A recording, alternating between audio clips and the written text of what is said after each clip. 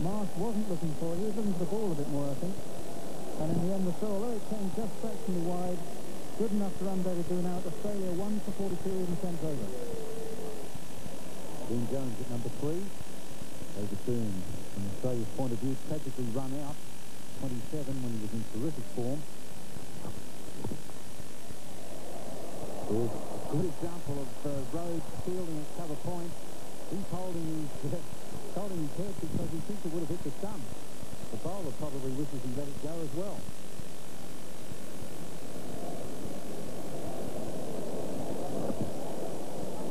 Great diving stop here by Jonty Rhodes, and he's up so quickly. Good arm. Great throw in there. In fact, it's Merrick Pringle, the bowler, who's taking a blow to the body there as the ball comes in. Again, the diving stop. Look how quickly he's up on his feet again. And this ball's fired in. Brian McMillan is the bowler now. Welcome to the crease, Brian. That brings up the 50 for Australia.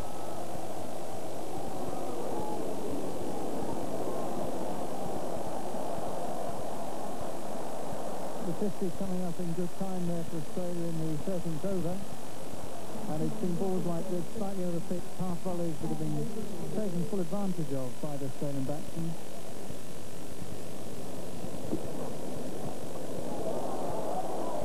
Conway won't get that.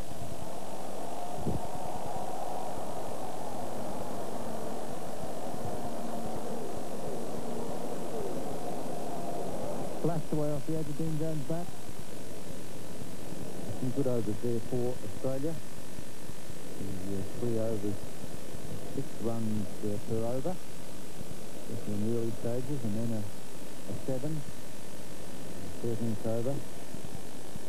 We have Adrian Caper coming on to replace Brian McMillan. Got him, brilliant. Adrian Caper gets the ball to run away, gets the edge, and Richardson takes a fine catch. All the supporters have come out on a special tours in South Africa. We'll be delighted to see that second wicket go down. Jeff Marsh is the batsman. Once again, it's the away swing, finds the outside edge. Caper, the number 5 bowler in the side, has broken through. In South Africa has done very well so far. 2 for 76 in 21. Boone is gone. Now Marsh is gone. Jones and Border, the not-out batsman. Jones on 13. Border just faces first ball from Adrian Caper. And no need to worry about that. 3 down. Adrian Caper has got one to come back in the air. I sense it just clipped the inside edge. And onto the stump. Alan Border for North. What a wicket for Caper.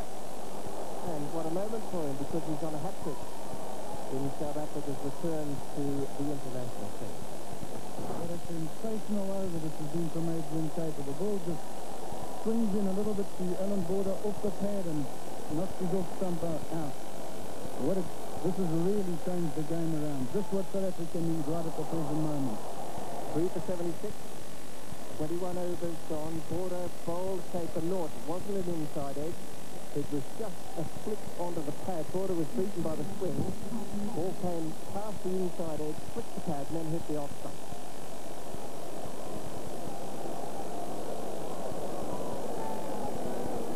And when I mentioned just a hint of a stutter, then perhaps it's a little more now time.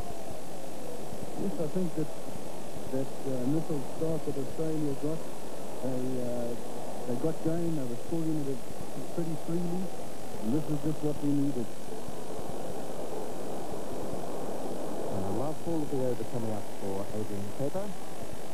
Captain Sharma did it. Hat-trick, he bowled all of them.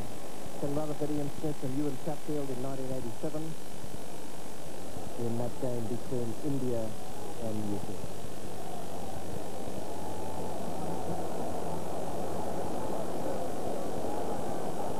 Tom Moody is the new batsman. Adrian Caper on a hat-trick.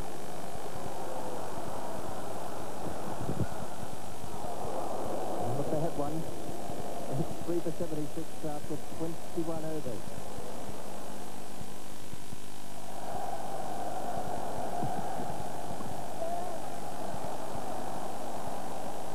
Too short and too wide. Dean Jones is always going to get 2. As he's run 2.5, only gets credited for 2 of them. Got quite a few South African supporters here at the FCG, and some of them parked in the corner of the Doug Walters stand. We see the castle signs there. Virtually every ground in South Africa has what they call Castle Corner.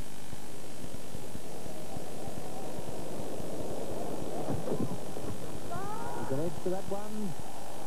Dean Jones has got to be on his way. He's waiting. Umpire Buckner waited for him to turn around and have a look. Umpire Buckner expected Dean Jones to walk away. He's now walking away. He's on his way. Caught behind for 24. Well, there was no walk away Renee there from Dean Jones. Quite thick outside edge, comfortably taken there by the keeper Richardson. And then Jones went back to have a look at the umpire. Australia 4 for 97 after 28. Australia in some trouble here at the FCG as Steve Waugh comes out to join Tom Moody. And much will depend on this because Mark Waugh is not in the side.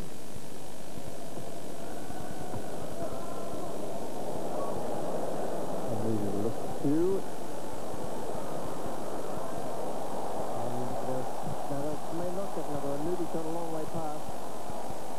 They will in the end because the ball is right out to 2 boundary runners at 2 wickets. Merrick Pringle's throw here bounced alarmingly, to say the least. And Hansi Cronje has just come on to bowl at the Pennant and then let it through, not realising it was going to bounce over the backing up fielders behind it. 4 for 108. Donald the bowler. Well bowled. Close to the stump. Very well bowled. That's brilliant bowling from Alan Donald. He's been bowling about halfway out in the bowling crease. That one he came in very, very close to the stump, and that would have been a deciding factor for the umpire. Well, there's a battle won here by 2 ex-colleagues in this county of Warwickshire. Tom Moody trying to get away. You can see Alan Donald's delight there as the decision comes from umpire Aldridge in his favour. Trapping Tom Moody just in front of off stump. At his consulate, Moody will go back. Pavilion, Australia 5 for 108.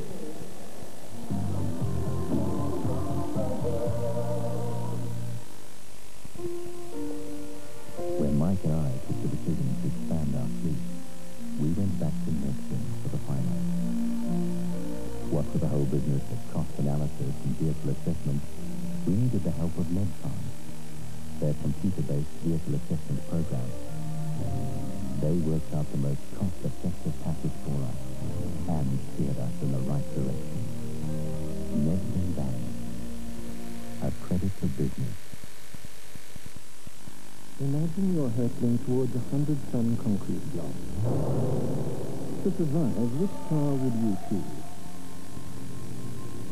Recently, an influential German magazine tested 8 international medium-sized sedans in the most dangerous of common accidents, the partial head-on collision. Occupants of just 2 cars would have escaped virtually unscathed. Both were famous German luxury sedans. The magazine found one worthy of this accolade.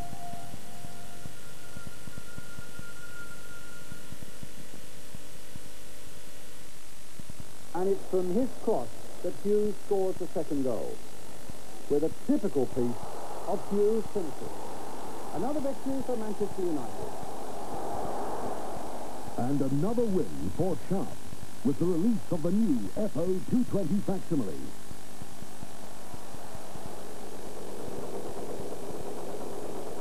Get your FO220 and stay close to the action. Sharp Fax, the name to remember. Hey!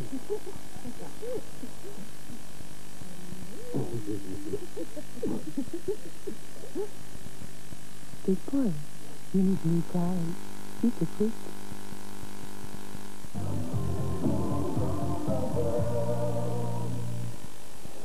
Ian Healy is the new batsman. Comes out now to join Steve Waugh. Australia deep in trouble. Oh, this could be out. Oh, he's missed a stump. Dave Robinson, the wicketkeeper, picking it up. Had he hit the stumps, there was no doubt it was going to be out. He just pushes the ball down, and Dave Richardson gets onto it very quickly, and he's miles out. He's not even in the picture here. Oh, and he only just misses. Dave Richardson will be very disappointed with that. But I think what's also happened here as well is Healy has pulled a hamstring, and that's just what Australia need right at this present moment. I'm sure Australia, right at the present moment, needing Healy to keep. They still need him behind the stump. Oh, and that one straight away beats the outside edge, and straight away you can see that Healy's a little restricted there. Pringle's the bowler. Yes, this is a good delivery, just leaves him a little bit off the seam. But that hamstring injury is no doubt forefront in his mind, and he's just a little bit worried about that, instead of concentrating fully on the ball. Got that one away in the air, and just wide of the fieldsman, one bounce into the fence. Hard to know exactly where to stand down there at square leg. But he went for it, he got it away in front of square, luckily. Good shot.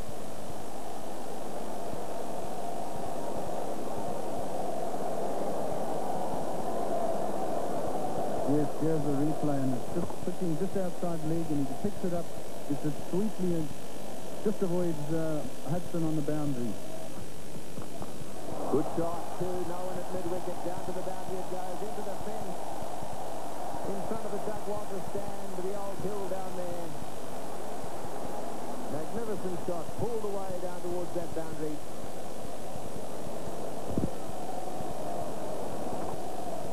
He's really, with his injury, knows that he can't do too much running, so he's got to play a few shots, and this is what he's characteristic of doing. Drags this one over mid-wicket. Big gap in the field there, 4 runs.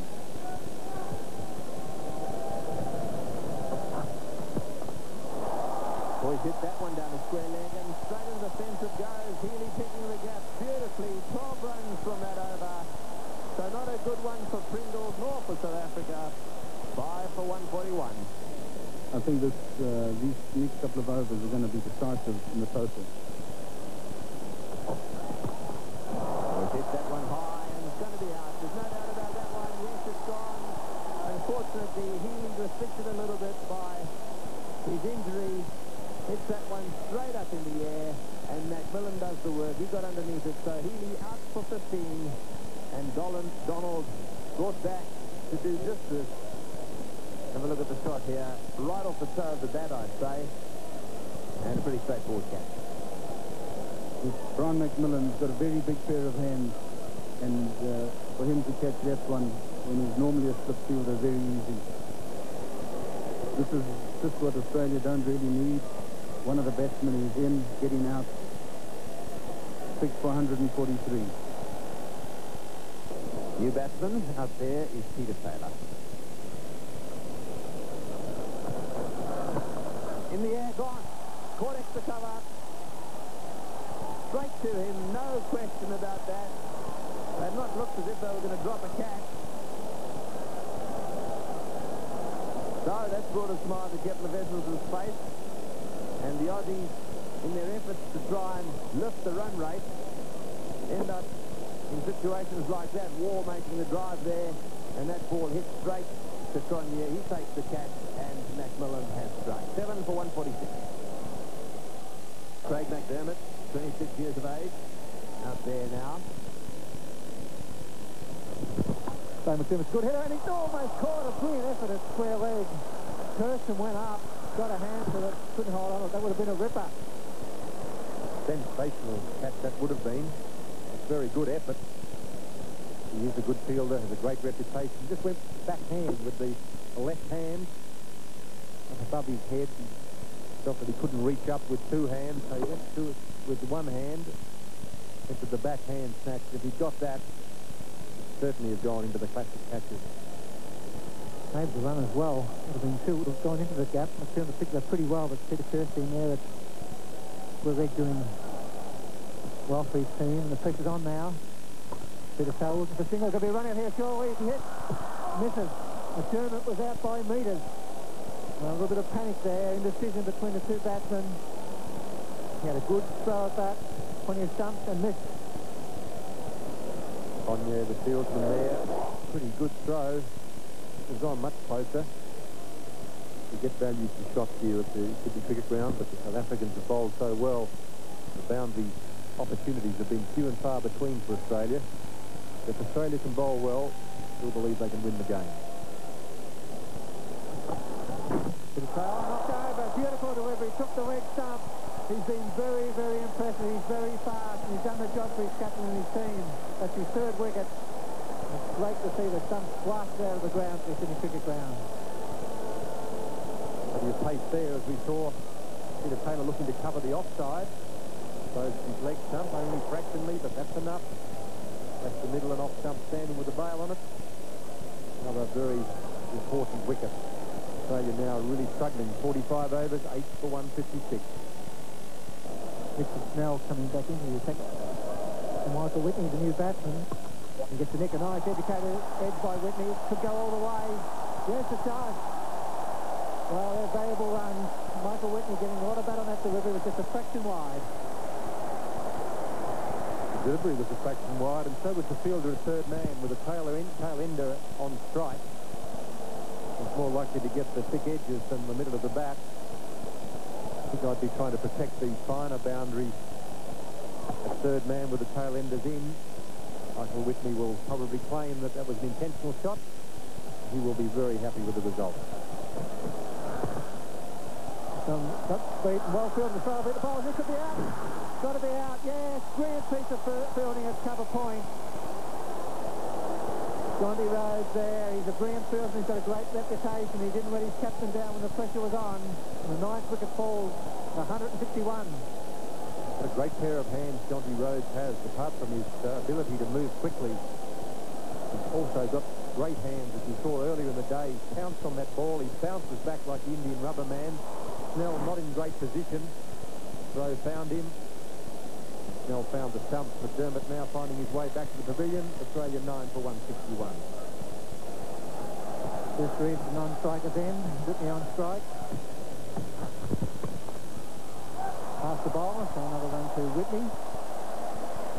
So one ball remaining for the Australian batsman. The score's going to be around about 170. And South Africa will have 49 over to attain that total.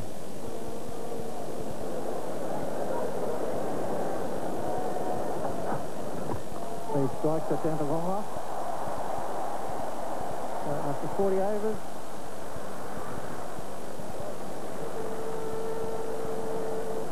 That's 9 for 170.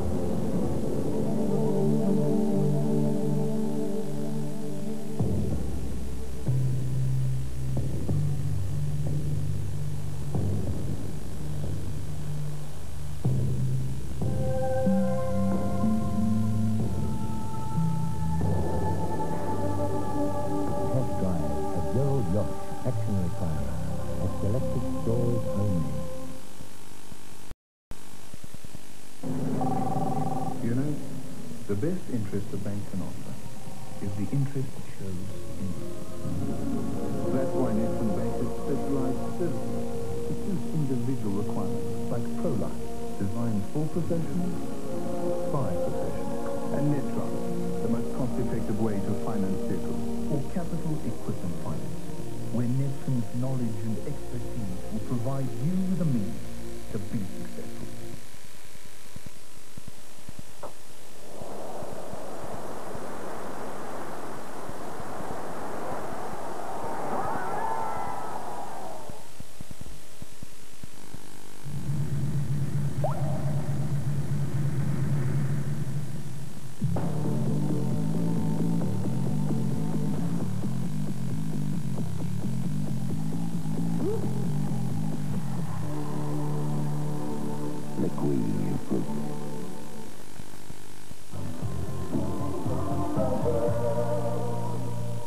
What a performance that was from South Africa. The Australians suffered a little and they could never get back after such a good start where they put on their first 50 from just 12.2 overs. This is the final card. It means South Africa need to make 171, 49 overs gone, and no one got past the 30 mark. 6 players got going, got into double figures, and then could do nothing with it. 9 for 170, and some splendid performances in the field and with the ball from the South Africans. I thought Alan Donald was wonderful. Bowled with great pace, steering pace. 10 overs, no maiden, 3 for 34. McMillan, 2 for 35. Caper, 2 for 15, broke the back of the Australian batting. And Snell, 9 overs, 1 maiden, none for 15, I thought was very, very good. So 171 to win for the South Africans. This is their great moment. Can they pull it off? The man who's substituting for Ian Healy, apart from David Boone taking the gloves, at first slip we have Mark Waugh. Field it.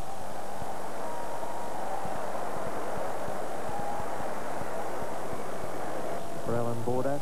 Got a first baller today from Adrian Caper. Saved some runs there.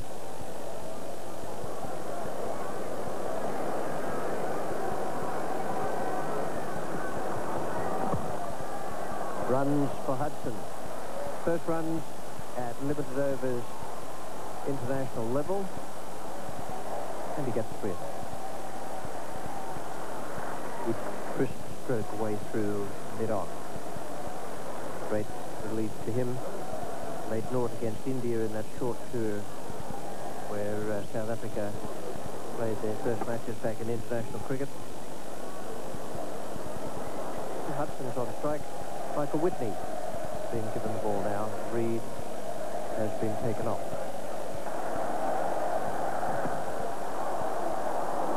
That's a good shot. Short ball from Whitney, and Hudson made no mistake where he cracked it away beautifully square of the wicket on the offside.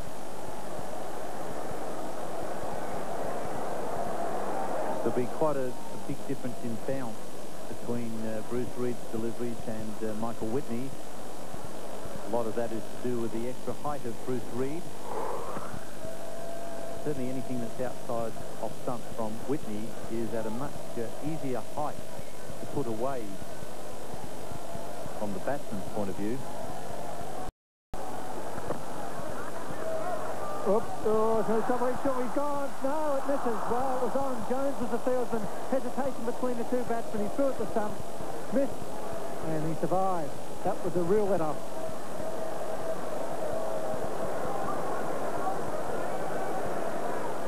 Yeah, Andrew had some place forward calls. Kepler's watching the ball. Now there's a complete misunderstanding. A direct hit on the stumps here would leave him absolutely stranded. That's a glorious shot. Beautifully played off his toes. That may go all the way. It's going down the hill. It's slowing up inside the fence. And they'll run 3. And Andrew Hudson showing he's very strong through the onside region off the half volley.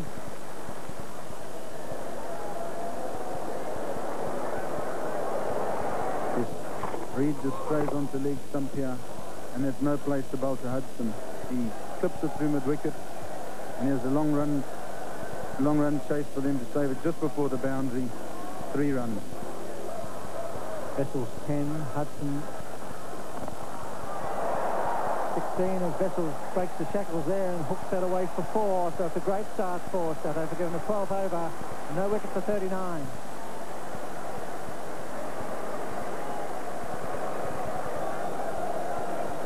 Mike Whitney had dropped the ball short. Kepler Wessels gets onto it very quickly, and with a field with only the captain only allowing 2 people out of the circle, it's a free hit.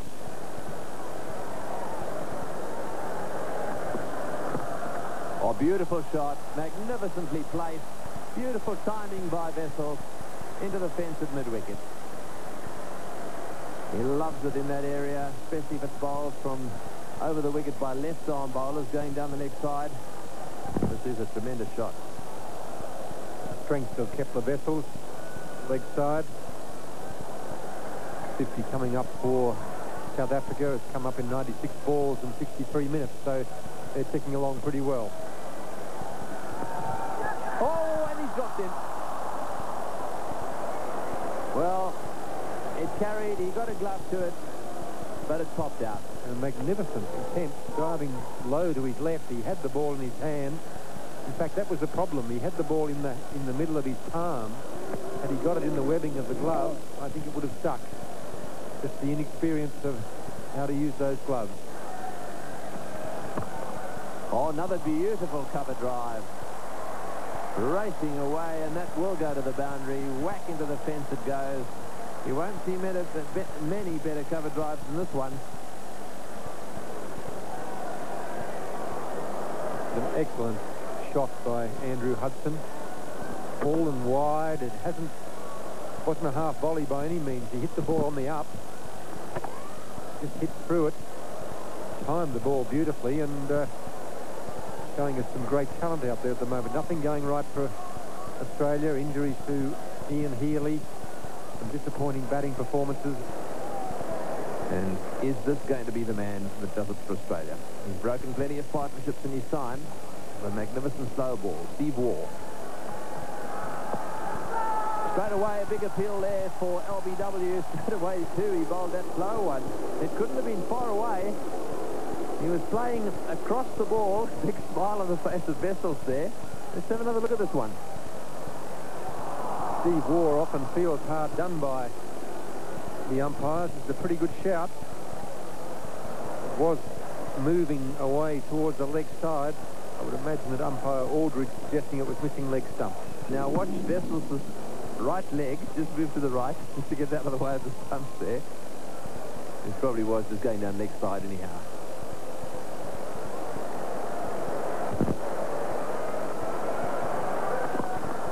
In the air, oh, and just short. McDermott fielding just behind square, and just for a second it looked as if it was going straight to him. Oh, Waugh causing a few problems. Just half volleying Craig McDermott at back with square leg, but very close. Nothing going right for the Australians at the moment. Craig McDermott getting up very slowly. So Border now going to ring the changes. He's going to bring Taylor into the attack. Oh, he's bowled in. That's the end. Taylor struck. That's exactly what the Aussies needed. Peter Taylor, clean bowling Hudson. And the Aussies have come alive. They've gone a bit quiet for a while, but all of a sudden there's a bit of noise in the stadium. Peter Taylor making the vital breakthrough again. Andrew Hudson losing it a bit there. Didn't need to take that risk. Spun out of the footmark. David Boone might have been in a bit of trouble if it missed the stump. But it hit the top of off stump. South Africa lose their first wicket. Australia back on the way, 1 for 74. Peter Kirsten is the new batsman.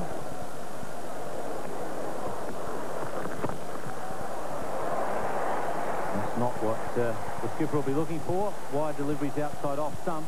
Not too many number 3s in the world that can't put those away. It's actually one of Peter Kirsten's strongest shots. We saw a lot of cricket from Peter Kirsten in the UK in the last decade. Very strong cutter and a very good player of spinners. It's the first loose ball actually that Peter Taylor's really let go in this spell so far. So the skipper is coming on. Beautiful shot. He's a very, very fine offside player, Kepler Wessels. Terrific placer of the ball. This is actually an ideal situation for Wessels. He knows that he only has to wait for the odd loose ball. He's very good at taking advantage of balls like this, over-pitched. Beautiful straight back, guided it through the gap at extra cover. The other part of Wessels, of course, he's not going to give his wicket away. He's going to be there as the linchpin. South Africa ahead now, well ahead on the comparison from the point of view of wickets. 1 for 119. Australia at the same stage, 5 for 112. And everything moving towards South Africa's favour now. Craig McDermott comes back into the attack. Almost the last throw of the dice for Alan Border and the Australians now. Craig McDermott needs to blast a few out, try and change the delivery. Kirsten using all of his experience to dig it out. Alan Border throwing his main bowler in here to try and get this breakthrough, which he so desperately needs. And Peter Kirsten is happy to push it around, pick up the odd single along with Kepler Wessels, as the run rate is not that high. 3 runs and over is normal cricket.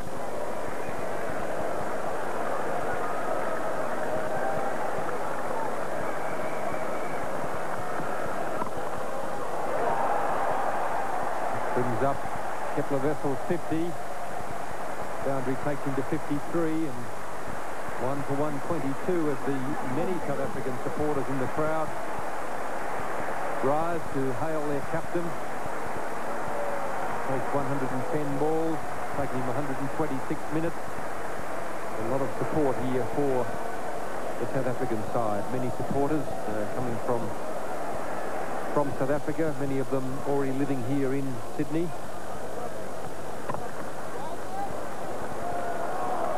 And Border trying to lead by example, cutting off every run. A frustrating period for Alan Border. Yes, Alan Border is really leading from the front here, but it's not easy on the pitch there where it travels very fast. In the air again, Peter Kirsten not quite hitting the ball well enough to get out. 2 runs, nothing going Australia's way. Peter Taylor showing the frustrations that all of the Australians are feeling at the moment.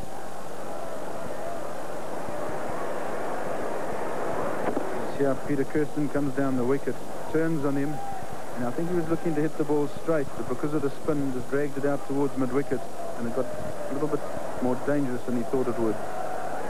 Tom Moody has now come into the attack for Australia.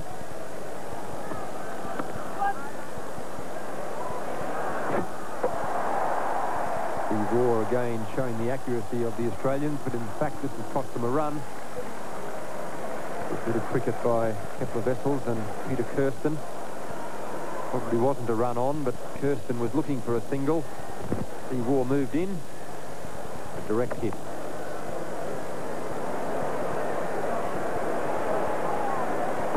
Side on. Kepler Wessels sneaks the single. Got that one away square on the leg side. That brings up the 150 for South Africa. And this is very, very disappointing indeed from an Australian point of view. Having said that, Alan Border is a great fighter. And we've pointed out that Australia will be looking to win 5. So Bruce Reid being brought back into the attack. He's got 3 to go. Put that one away. Bouncing down towards the boundary, a square leg, yes, into the fence, it goes for 4. So Reid trying to drop one short at Wessels. Straight onto it there, pulled it away beautifully. Looking very, very confident indeed. Just watch the shot. Back goes his back lift there and whack. Straight into the gap at mid-wicket. So 11 runs to win now, and I'm going to hand over to Bill Laurie, who's just a little surly. Thank you, Tony Greig. It's Bruce Reid, a couple of vessels. He gets over point. That's going to go all the way, is it? And there comes Whitney. He doesn't get there, so it's 4 more. You can just imagine that the Wanderers Club in South Africa, they'll be going down there for lunch, and the corks will be coming out of the champagne bottles. It's been a magnificent effort by South Africa here in the World Cup match at the Sydney Cricket Ground, chasing 171 for victory. As Kepler Wessels slashes it square, the South African captain playing a great knock. He moves to 74. Peter Kirsten is 49. It's 1 for 164. Bruce Reid continues. Wessels Grant is fine. This could go all the way. Around comes Moody. Does well. Picks it up. Just the 2. Full house here at the Sydney Cricket Ground, and they're quite stunned by this magnificent performance by South Africa. And it's this man, Kepler Wessels, just the South African captain, who's held the innings together. And it'll be a tremendous moment for him to be there at the end when they win this game. And there's 4 more. Well, that'll take the score to 170 for 1 in the 47th over. And what a great moment for Kepler Wessels. He's played a superb knock. He handled his bowlers well. And guys will probably drift away. Guys like Snell, who come on and bowled a very tight spell when it was rugged early. You get a lot of wickets, but tightened the ship up for South Africa. It's been a good team effort. Richard Snell there bowled his 9 overs for 15 runs. That was a key spell in the middle. And there it is. Victory by 9 wickets for South Africa in this World Cup match at the Sydney Cricket Ground. A magnificent performance by the South Africans. Well, that was a great performance from the South Africans. They never looked to be in any real trouble chasing that target of 171. And the way their scorecard finished up, it just shows what an easy job it was. 1 for 171, 46.5 overs used up. And Wessels remained 81 not out from 145 balls faced. And with him was the experienced player, Peter Kirsten. I think Wessels would have appreciated having Kirsten with him there. 49 not out from 88. 1 for 171. And the bowling figures for Australia, nothing very good there. Peter Taylor, 10 overs, 1 for 32. The only wicket taker. McDermott bowled his 10 for 23. Borders tried everything, but nothing worked out there. And the fielding, well, it just wasn't quite the strength of fielding we're accustomed to watching with an Australian side. Well, down in the presentation area now, Tony Greig has with him the 2 skippers, Alan Border and Kepler Wessels, together with the player of the match. Thank you very much, Richie. Well, I'm down here with Kepler Wessels, who's got a huge smile on his face. Certainly been smiling for a while, and why not? I've got the Benson & Hedges World Cup cheque for you, first of all, $3,000. If you'd like to take that one away, I'm sure you and your men can find a way of getting rid of the $3,000 tonight. Kepler, before I ask any questions, can I just also say that this magnificent Benson & Hedges gold medallion is the man of the match medallion, and of course that's been taken away by Kepler as well. Congratulations to that too, and with that goes $500. Looks like it's going to be a good tour for you. Firstly, a big, big night for you. You went out there, having been put in by Alan Border. Everyone very tense at the start of play? Yes, we were. We didn't get off to a good start. We bowled both sides of the wicket a bit, and they played well, so we were behind the 8 ball a bit, but the guys fought back very well. They fielded well, bowled well towards the end, and played well under pressure. You've clearly got one of the best cover point fieldsmen in the world in young Jonty Rhodes. Tell us a bit about him.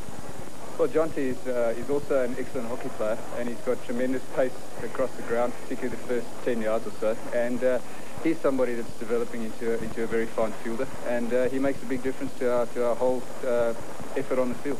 Can I go right back to the beginning? You very nearly got off to the most sensational start of all time. Big Nick, we thought, from the commentary box. You chaps also thought that first one was out? Well, I mean, I don't really want to comment about the umpiring now. You know, it was disappointing. We thought it was a good shot, but that's the way things go, and, you know, you just have to accept it. And the Aussies, in fact, got off to quite a good start. They did. Their rate was good, and as I say, we started to bowl better, I think, towards over number 20 and managed to keep the pressure up and get wickets at the right time. So that was heartening. So we haven't seen your middle order yet. You didn't have to use any of them. I suppose it was a bit of a bonus having Peter Kirsten coming out there. He's also had a lot of experience like yourself. He has, and you know, he's played a lot of cricket under a lot of pressure, so he's used to the pressure situation, and it is very nice to have him at that spot at number 3.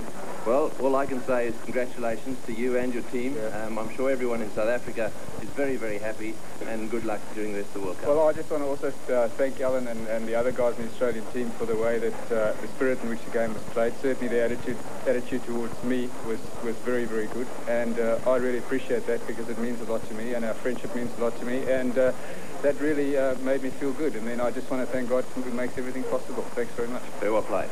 Congratulations. Well, there we are, a very happy Kepler Wessels, and I'm sure his whole South African team. And Alan Border has been good enough to come upstairs as well. $1,500. Bad luck.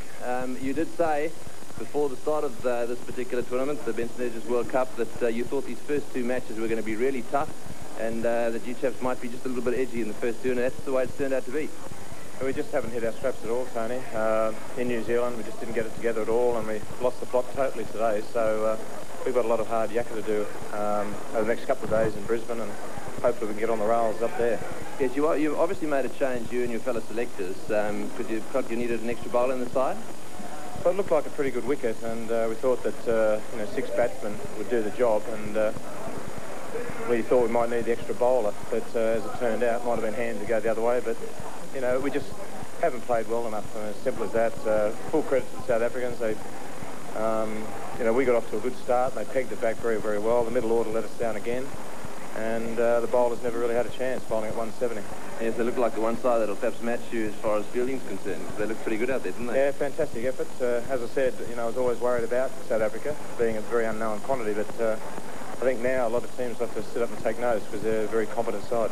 Well, the Aussies are also great fighters. You've got to win 5 or perhaps 6. You've got Sri Lanka and Zimbabwe. I just think you'll knock them off. You're going to have a few tough ones. You'll have a couple of tough ones against England and the West Indies, and well, we've got the other side. We've got to do it the tough way now. Obviously we're looking for a better start, but not totally out of it yet. But we'll have to pull our socks up, in a big way and very quickly. Well, very good luck, and we hope you get there, obviously. Thanks very much. Right, well, thank you very much, Alan Border. That's all from down here. Back to you, Richie Beno. Thanks, Tony. Well, a very happy Kepler Wessels there, and player of the match as well as winning the game as leader of South Africa. Alan Border not quite so happy, and he's got it right when he says the Australians have a lot of work to do, and that's because of what shows here on this points table. First of all, the New Zealanders are the only team with 4 points. Then West Indies, England, Sri Lanka and South Africa each have 2. Zimbabwe, India, Pakistan and Australia, no points as yet. Well, an incredible win. I mean, who would believe it? By 9 wickets, our re-entry into international cricket. Good bowling from the South Africans and really good control by the batsmen. A little slow maybe, but they did the job. They did what they had to do. They came to collect 2 points, and my word, they got them. But what does it now mean? Well, it means that this moment the South Africa go off across the Tasman Sea to New Zealand for their encounter on Saturday morning when they play against New Zealand at Auckland. That's in Eden Park. And of course, at the moment, New Zealand are currently top of the log, having beaten Australia and Sri Lanka. So they have 4 points. And I might add, not a bad run rate as well. So Australia really do have to knuckle down to a lot of hard work. They got to Brisbane to play against India, and that really will be a difficult one for them to get their act into gear. But they've got 6 games left. They reckon they're going to have to win 5, really, to qualify for the World Cup. So they've got a lot of hard work ahead with games against India, Sri Lanka, Zimbabwe. They might be the easier ones, but they've also got to encounter England, who are in good form, West Indies, who look certainly at this moment an ominous side, there's no doubt about that, and Pakistan, which could go either way. I think Australia are going to be very hard-pressed to qualify for the semi-finals of this year's Benson Hedges World Cup.